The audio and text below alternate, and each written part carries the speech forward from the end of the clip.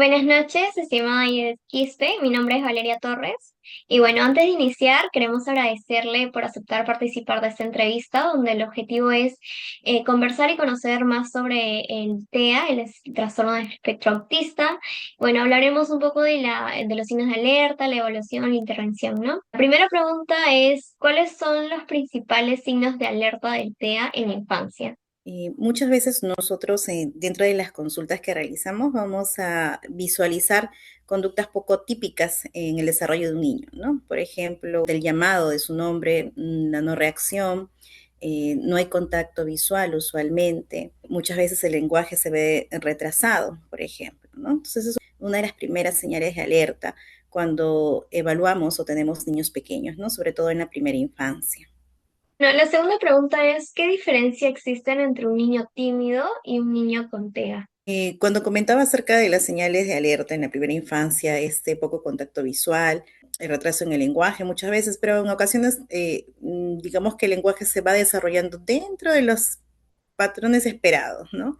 Esto implica que sí va a haber una variabilidad, es la poca interacción social, es decir, el niño puede tener lenguaje, puede decir palabras, puede comunicar cosas, pero no tiene la intención de hacerlo o compartirlo con las demás personas. Entonces, a diferencia de un niño tímido que de repente puede estar observando alrededor y tiene temor de lo que pueda pasar, el niño con autismo no tiene interés en relacionarse con los demás. Esa es una gran diferencia, ¿no? Entonces, ¿cómo lo observamos? Vamos en el comportamiento, en la expresión gestual.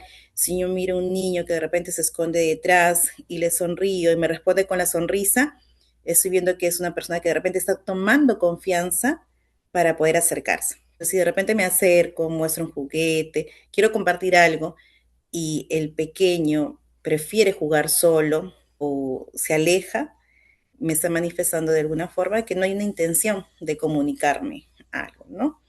Bueno, y continuando, buenas noches, soy Micaela. Para reforzar la información que nos dice, le tengo unas preguntas. ¿Qué señales del TEA suelen pasar desapercibidas en el caso de las niñas? Muchas veces se habla del enmascaramiento, ¿no? Se enmascaran algunas características a nivel social. ¿En qué sentido?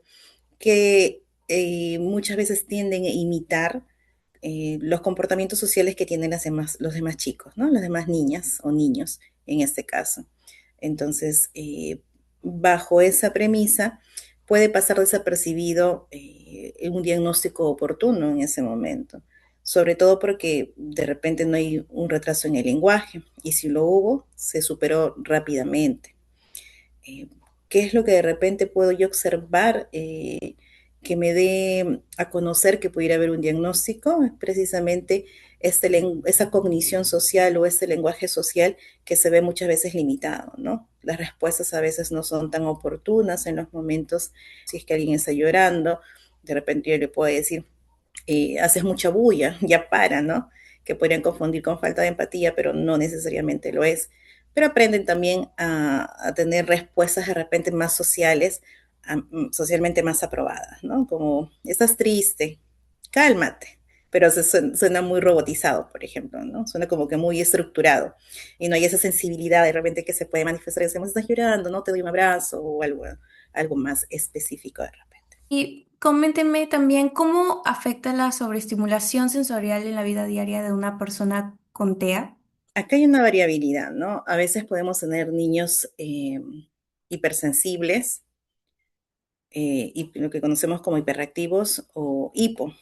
Es decir, hay pequeños que de repente ante las luces, las texturas, los sonidos pueden ser muy susceptibles y eso generarles un malestar intenso, pero también podemos ver otro grupo de pequeños que más bien necesitan más de esta información para poder percibirla, ¿no? Para poder sentirla. Si hablamos a nivel táctil o propioceptivo, hay pequeños que de repente ante la textura de una etiqueta, un rasguño, lo sienten intensamente, ¿no? Es muy intenso, muy fuerte y abrumador para ellos. Y vamos a conocer también pequeños que de repente son las que están más en contacto, abrazan, besan, se estiran, se echan a un lado, tocan más cosas, corren de un lado al otro porque están buscando precisamente mayor información a nivel sensorial, ¿no? Entonces, uno de los lados o el otro finalmente va a generar también ciertas dificultades, ¿no? El que es muy hipersensible ante esto, como decía, es muy abrumador, entonces va a buscar siempre huir de las experiencias. Si tiene que tocar de repente para su aprendizaje masas, texturas, pintura, va a evitarlo, ¿no? Y si se le fuerza, va a poder hacer crisis en ese momento porque le es muy aversivo. Y por el otro lado están los otros chicos, ¿no? Que no miden o controlan y están sumamente sumergidos en todo sin una regulación. Siguiente pregunta es, ¿qué impacto cree que puede tener un diagnóstico tardío en el desarrollo de un niño? También va a ser variable desde la experiencia, ¿en qué sentido? Vemos pequeños que de repente en su nivel de apoyo, digamos un nivel de apoyo 3, que ha crecido sin la adecuada intervención, el logro que se podría haber generado a temprana edad ya no va a ser posible, ¿no? Es muy diferente de repente llevar terapia de lenguaje con un pequeño de 4 años, de 3 años, de 2 años, que tiene los indicadores de TEA, que hacerlo con uno de 9 o 10 años, porque ya ha habido una maduración en ellos. Entonces, mientras más tardío es, nos limitamos también a que si hay un potencial de desarrollo en cualquiera de los aspectos, se dificulte. ¿Por qué cree que es importante que el tratamiento del TEA sea multidisciplinario? Sí, es cierto que hoy en día estamos en el abordaje complementario, ¿no? De varios profesionales. Hablamos de un terapeuta de lenguaje, hablamos de un terapeuta ocupacional desde el enfoque sensorial, porque hablábamos justo esto del tema de sensorial de los pequeños. Muchas veces va a haber la necesidad, dependiendo de las características, que haya también la intervención de un médico psiquiatra, ¿no? Porque es probable que algunos requieran algún tipo de medicación que ayude a tener mayor control en este caso. También podemos hablar acerca de otras especialidades como los médicos de familia, que en los centros de salud mental comunitario hacen sus intervenciones a nivel integral, ¿no? Con el entorno. ¿Por qué? Porque no solamente es el niño el que va a recibir la atención, sino también es la familia, la parte psicoeducativa, entender el diagnóstico y las necesidades que va a tener este pequeño eh, para que esos apoyos se puedan brindar oportunamente, ¿no? La escuela, por ejemplo, hablamos de docentes preparados desde lo que es la inclusión, psicólogos que estén también preparados en las escuelas, que permitan las adaptaciones junto con los docentes eh, según la necesidad y el requerimiento de los pequeños, ¿no? Entonces, hablamos de un conjunto de profesionales que sea en cualquiera de los niveles de TEA que presente, van a requerir el apoyo y la conexión para que todos hablen un mismo lenguaje en función a las necesidades de cada niño.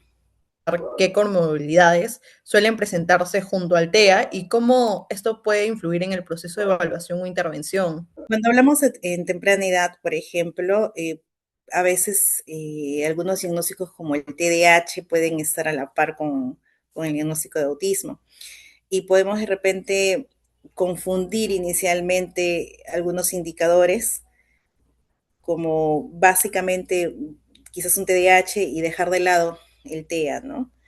O un trastorno de desarrollo del lenguaje, que también suelen presentar muchas veces ecolalia, ¿no? Pero hay una diferenciación entre una ecolalia de un niño con trastorno de desarrollo del lenguaje, antes conocido como TEL, y un niño con autismo propiamente.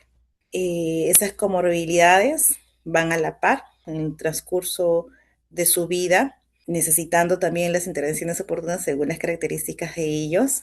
Muchas gracias por compartirnos toda esta información. Creo que nos ayuda a entender un poco mejor sobre lo que es el trastorno del espectro autista y considero yo que es un tema muy importante y que todavía están existiendo muchos mitos y señales que suelen pasar desapercibidas. Sin duda la detección temprana es algo muy importante y también tener un apoyo y una empatía correcta.